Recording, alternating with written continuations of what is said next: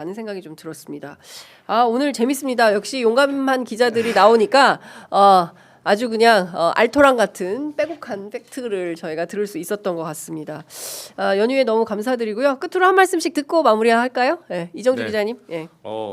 아니 저는 윤석열 지금 아까 말씀대로 윤석열 쪽이 지금도 내전을 진행 중인 것 같아요. 내전. 그러니까 제가 이제 미국 정치를 미국의 경제나 미국의 신자유주의를 별로 좋아하지 않는데 그럼에도 불구하고 미국 정치가 굉장히 선진국이라고 느꼈던 게 2000년 대선 때 보시면 엘고어가 총투표에서는 이겨요. 조지 부시 아들 부시를.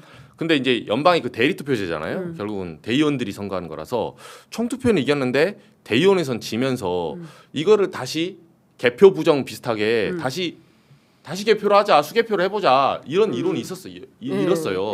여론이 일었어요 미국에서. 근데 그걸 거부합니다 엘고어가. 왜냐하면 이거는 하나된 미국이 분열되는 양상이 된다 이렇게 하면 이거는 내가 대통령이 되는 게 중요한 게 아니라 여기서 진실 그 이면보다 더 중요한 건 미국의 통합이다. 네. 그래서 그거를 다시 지지자들이 그렇게 난리를 부리는데 거부합니다. 그러면서 조지 부시한테 넘어가거든요. 8년간 연임을 하죠. 그래서. 근데 저는 처음에는 아니 기자들 입장에서는 그때는 기자가 아니었지만 지금 보면 아니 진실이 저기 있는데 진실이 중요하지 진실 앞에 뭐 나머지 통합은 하나의 어떻게 보면 수사 아니야? 이렇게 생각을 했었어요. 근데 지금 지나고 보니까 그거는 기자적 관점에서 보는 거고 국가를 보는 관점은 또 다른 거예요. 때로는 국가 지도자들은 퍼블릭 섹터에서 조금이라도 퍼블릭 마인드가 있다면 국론 분열 앞에서 나를 던질 수도 있어야 돼요. 때로는 억울해도. 그렇죠. 근데 지금 윤석열 하는 지 보면 국론 분열이 아니라 내가 살기 위해서 국론도 분열시키겠다는 거예요. 이거는. 그렇죠. 사실상 지금 우리나라가 내전 상태에 들어왔거든요. 맞아요. 부정선거로 믿는 사람들이 있어요. 이게 옳든 그르든 아무리 설득해도 종교예요 이 사람들에게는. 설득이 안 됩니다. 근데 이걸 안고 가야 되는데 계속 내전을 끌고 가요. 왜? 그 15%의 한 줌의 세력이 있어야 내가 살거든. 윤석열, 내가 그래서 사면 받을 가능성도 높아지고 내가 나중에 그 한 줌 가지고 나중에라도 계속 주장을 해서 여러분 민주당 후보가 이재명 대표가 대통령이 됐다. 네. 이거 불응해야 된다. 이거 우리가 절대로 이거 받아들일 수 없다. 이렇게 하면서 끝까지 내전을 끌고 가려는 이런 태도. 예. 이 부분은 무조건 이번에 단죄를 해야 돼요. 맞아요. 예. 이런 사람들은 저는 정말 실망했어요. 이거 그래도 검찰총장까지 했던 사람이니까 1%의 공적 의식이 있을 줄 알았거든요. 없죠. 예. 네. 근데 지금 나라 망해라 이거 써요. 네. 나 살 테니까 네. 대한민국 망해 나 할 바 아니다. 네. 예. 그러니까 사실 이게 나라 팔아먹으려고 하는 태도 아니냐라는 비판을 하는 거잖아요. 그래서. 이건 같이 갈 수가 없어요. 그렇습니다. 네. 그래서 제가 그렇게 말씀드리는 거예요. 그러니까 내란 세력과는 도저히 같이 갈 수 없기 때문에 이 사람들은 절멸시키고 새로운 보수를 위한 태동 이런 게 필요하고 저는 소위 얘기하는 이제 민주진보 세력에서도 진영을 떠나서 상식의 회복, 헌법의 회복, 법치주의 제가 요새 보수주의자가 된 것 같아요. 예, 이런 얘기를 제가 하고 다닌다니까요. 그렇죠. 그러니까 이게 말이 안 되는 겁니다. 그러니까 원래 이 취재 편의점이 질문을 많이 주시기로 유명해요.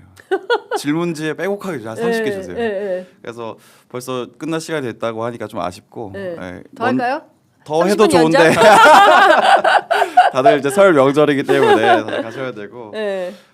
그렇게 생각을 좀 해요. 어쨌든 명태균 게이트 계속 취재하고 있냐 안 하고 있냐 뭐 이런 얘기 말씀 많이 하시는데 지금 제가 했던 역할은 거의 끝났다고 생각을 해요. 앞단에 거의 모든 얘기를 취재를 다 해서 기사화했고 검찰에서 지금 모든 수사 기록들이 나오고 있고 이제 곧 나올 겁니다. 네. 그렇게 되면 여당의 지금 대권 후보라고 하시는 분들 뭐 오세훈 시장, 뭐 홍준표 시장 그리고 이준석 의원 다 걸려 있거든요.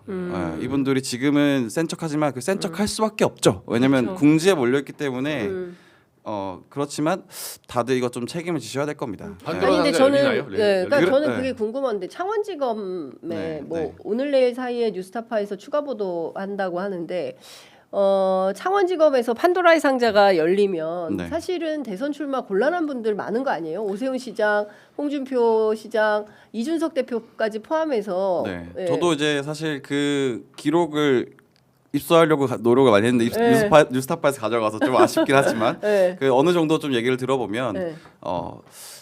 쉽지는 않을 겁니다. 예, 거의 이제 출마가 어려울 수도 있다. 예, 마지막이라고 그래서 출마를 하실 거예요 아마. 예, 그게 이 수사를 마지막이니까. 막기 위해서? 그럼요. 예, 그래서 저는 사실 지금 국민의힘이 저렇게 더 앞서 나가는 것도 중간에서 만나려고 했다라고 생각하는 거는 검찰을 좀 입막음을 하려고 하는 거 아닌가라는 의심도 좀 들고 그래서 명태균 게이트가 지금은 PC 카톡에 있는 카톡만 나온 거잖아요. 네. 근데 명태균의 폰 3개 네. 다 풀리면 쉽지 않을 거다. 그리고 이준석 의원도 본인이 책임을 좀 지셔야 될 것들이 많을 겁니다. 그리고 하나 더 말씀드리면 아직 제가 뭐 풀지 않은 것들도 좀 있어요 몇 개. 네, 근데 네. 그때는 취재 당시에 어떤 흐름에 맞지 않아서 제가 공개하지 않았던 것들도 있는데 그 명태균 씨가 나경원 의원이랑 네. 그 원희룡 맞아요. 전 장관 네네. 이 전당대회 때 나왔잖아요 대표로. 지난 7.23 전대? 네, 네. 지난 전대 때. 네. 그때 이제 그 단일화 매개체가 됐다라는 본인이 하는 그렇게 얘기하는 육성이 있어요. 오, 이거 단독이다. 예. 그 본인이 아직 제가 육성을 풀지는 않았는데 네. 본인이 근데 이 명태균 씨가 되게 웃긴 게 네. 본인이 허풍을 떨면 떨었지 거짓을 얘기하는 사람이 아니거든요. 맞아요. 그러니까 실제로 언제 누구를 만났고 누구를 만나러 간다까지를 얘기해요. 네. 나경원을 언제 만났고 뭐 이런 얘기 하거든요. 그래서 지금 다른 어떤 잠룡들도 잘 보시면 네. 저는 그게 이해가 되더라고요. 나경원 의원도 뭐 체포 당시에 네. 그 관저 앞에까지 가고 지금 엄청 강하게 발언을 쏟아내고 있잖아요. 네. 그것은 나의 방패막이가 좀 되죠. 태극기 세력. 네. 그런 메시지를 저는 좀 받아들여지더라고요. 왜냐면은 본인들이 또 걸려 있는 게 있거든요. 다 약점이 있는 있어요. 정치인들이 네, 그렇죠. 자기 약점을 가리기 위해서 네. 일정 정도 극우 세력을 동원해서 자신의 방패막이로 쓰려고 네, 하는 네. 거다. 네. 그런 게 있군요. 네, 그런데 그래서- 실제로 그 육성을 갖고 계시면 네. 조만간 취재 편의점에서 좀 단독 보도를 그 적당한 상황이 오면은 제가 풀겠습니다. 예, 네. 아니 근데 그거는 진짜 얘기가 많이 있었거든요. 그러니까 지난 7.23 전대 때 원희룡 캠프에 명태균 씨가 역할을 했었다라는 얘기를 저도 그 제보자를 통해서 들은 바 있는데 모종의 역할을 했다고 한다면 그 내용이 어떤 건지 진짜 궁금합니다. 한동훈 전 대표가 제일 분노할 기사군요. 근데 이게 웃긴 게 제가 왜 이 얘기를 하냐라고 네. 하면 그런 겁니다. 지금 검찰이 창원지검이 사실은 11월 초에 수사가 거의 다 끝난 상태였다는 거 아니에요? 네. 근데 뭐 고발인 조사도 하고 뭐 하면서 시간을 줄줄 끌었잖아요. 네. 그래서 이런 것도 있는데 이거를 묻히지 마라.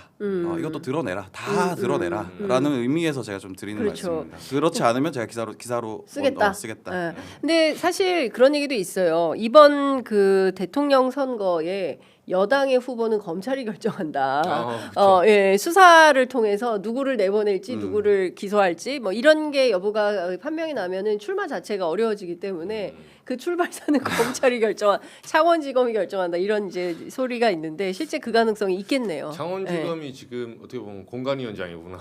그래서 제가 김문수 장관이 될 수도 있겠다라고 생각하는 거예요. 그러네요. 그래서 털어도 네. 김문수 장관하고 명태균 씨는 별로 뭐 접점이 없죠. 없어요. 접점이 없죠. 없습니다. 예. 명태균 씨도 사람 가리구나.